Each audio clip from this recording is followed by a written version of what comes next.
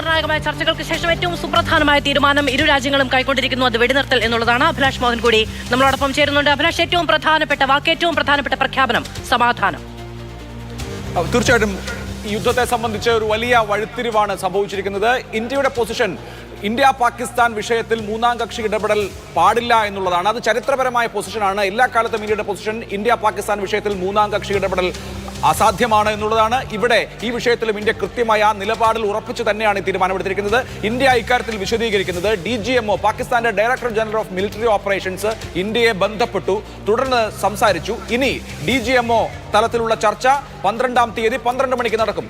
ആ 12-ാം തീയതി 12 മണിക്ക് DGMO തല ചർച്ചകൾ അടുത്ത തവണ നടക്കുന്നതിനായി ഫിക്സ് ചെയ്തിരിക്കുകയാണ്. ഇന്ന് 5 മണി മുതൽ വെടിനിർത്തൽ സംഭവിച്ചിരിക്കുന്നു. അതായത് ഇന്ത്യയും പാകിസ്ഥാനും തമ്മിലുള്ള നേരിട്ടുള്ള ചർച്ചയിലാണ് വെടിനിർത്തൽ എന്നുള്ളതാണ് ഇന്ത്യയുടെ പൊസിഷൻ. അതിൽ തന്നെ പാകിസ്ഥാൻ ഇന്ത്യയെ ഇങ്ങോട്ട് സമീപിച്ചു. പാകിസ്ഥാൻ DGMO ഇന്ത്യയെ സമീപിച്ചു. ഇന്ത്യൻ DGMOയെ വിളിച്ചു. അങ്ങനെ രണ്ട് കൂട്ടരും ഇന്ത്യയും പാകിസ്ഥാനും ഷെരീഫിന്റെ പ്രതികരണമായി നേരത്തെ വന്നത് ഇന്ത്യ പാകിസ്ഥാനെ ഏത് നിലയിൽ ആക്രമിച്ചു അതിന് ഞങ്ങൾ തിരിച്ചടിച്ചു. അതായത് അവർ അത് അവിടെ അവസാനിപ്പിച്ചിരിക്കുന്നു. ആ പ്രതികരണം തന്നെ ഒരുപക്ഷെ ഈ നിലയിലേക്കുള്ള ഒരു തീരുമാനത്തിലേക്ക് പോകുന്നു എന്നതിന്റെ സൂചനയാണ്. അത് പാകിസ്ഥാനിലെ ജനങ്ങളെ ബോധ്യപ്പെടുത്താനുള്ള ചില കാര്യങ്ങൾ നടത്തി. ഇന്ത്യയെ സംബന്ധിച്ച് ഇന്ത്യ വളരെ വളരെ മിനിമലായിട്ടുള്ള ഒരു പ്രതിരോധം അല്ലെങ്കിൽ ഒരു ആക്രമണം എന്ന നിലയ്ക്ക് പോലും നമ്മൾ കടന്നിട്ടില്ല. പാകിസ്ഥാനാകട്ടെ ഒരു യുദ്ധം കണക്കെയാണ് വന്നത്.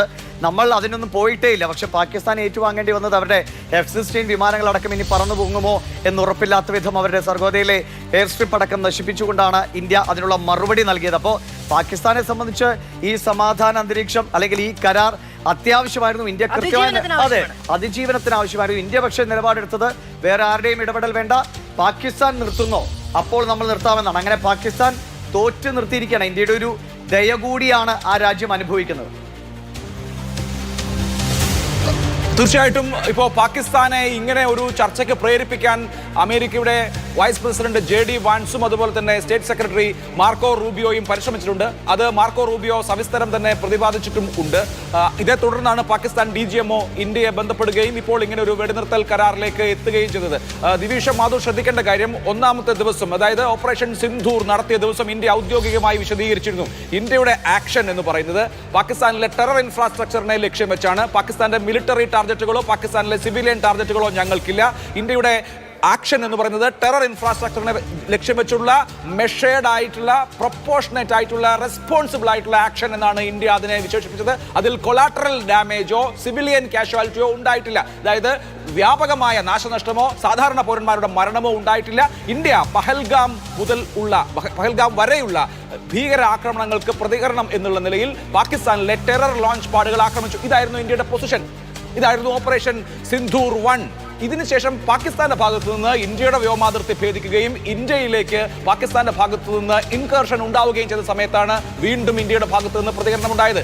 ഇന്നലെയും ഇന്നും ഇന്ത്യ വളരെ കൃത്യമായി പറഞ്ഞിട്ടുള്ള കാര്യം, ഇന്ത്യയുടെ ഭാഗത്ത് വന്നിട്ടുള്ള പ്രതികരണം പ്രൊപ്പോർഷനേറ്റ് ആണ്, അനുപാതപരമാണ്, മെഷേർഡ് ആണ്, അളന്നു കുറിച്ചിട്ടുള്ളതാണ്. അതായത് ഇന്ത്യ ഒരു തുറന്ന യുദ്ധത്തിലേക്ക് പോകുന്നില്ല. ഇന്ത്യക്ക് ഭീകരതയെ നേരിടേണ്ടതുണ്ട്. ഭീകരതയെ നേരിടാൻ ഇന്ത്യ വളരെ മെഷേർഡായ, അളന്നു മുറിച്ചിട്ടുള്ള, വളരെ പ്രൊപ്പോർഷനേറ്റ് ആയിട്ടുള്ള അനുപാതപരമായ ആക്ഷൻ നടത്തിയിരിക്കുന്നു. അതാണ് ഇന്ത്യയുടെ ഇക്കാര്യത്തിലെ പൊസിഷൻ. ആ ആക്ഷൻ അമേരിക്കൻ പ്രസിഡന്റ് തന്നെ വിശേഷിപ്പിച്ചതുപോലെ ടിക് ഫോർ ടാറ്റ് എന്നുള്ള നിലയിൽ മുന്നോട്ട് പോവുകയായിരുന്നു. ആ ഘട്ടത്തിൽ ഇന്ന് നമുക്കറിയാം എന്താണ് സംഭവിച്ചതെന്ന്. പാകിസ്ഥാനിലെ 6 സൈനിക ബേസുകൾ ഇന്ത്യൻ മിസൈലുകൾ റെയ്ഡ് ചെയ്യുന്ന സാഹചര്യത്തിലേക്കൊക്കെ വന്നു. പൂർണ്ണമായ ഒരു യുദ്ധത്തിന്റെ അന്തരീക്ഷത്തിലേക്ക് കാര്യങ്ങൾ വന്നു. ആ ഘട്ടത്തിൽ കഴിഞ്ഞ 48 മണിക്കൂറായി അമേരിക്കയുടെ വൈസ് പ്രസിഡന്റ് JD വാൻസും അതുപോലെ തന്നെ അമേരിക്കയുടെ സ്റ്റേറ്റ് സെക്രട്ടറി മാർക്കോ റൂബിയോയും രണ്ട് പക്ഷത്തെയും നേതാക്കളോട് സംസാരിക്കുന്നുണ്ട്. ഇന്നത്തെ ഏറ്റവും ക്രൂഷ്യലായ ബ്രേക്ക് ത്രൂ എന്ന് പറയുന്നത് മാർക്കോ റൂബിയോ ഇന്ന് രാവിലെ അസീം മുനീറിനെ, അതായത് പാകിസ്ഥാന്റെ സൈനിക മേധാവിയെ വിളിക്കുന്നു. അസീം മുനീറിനെ വിളിച്ചതിന് ശേഷം അദ്ദേഹം S ജയശങ്കറിനെ വിളിക്കുന്നു.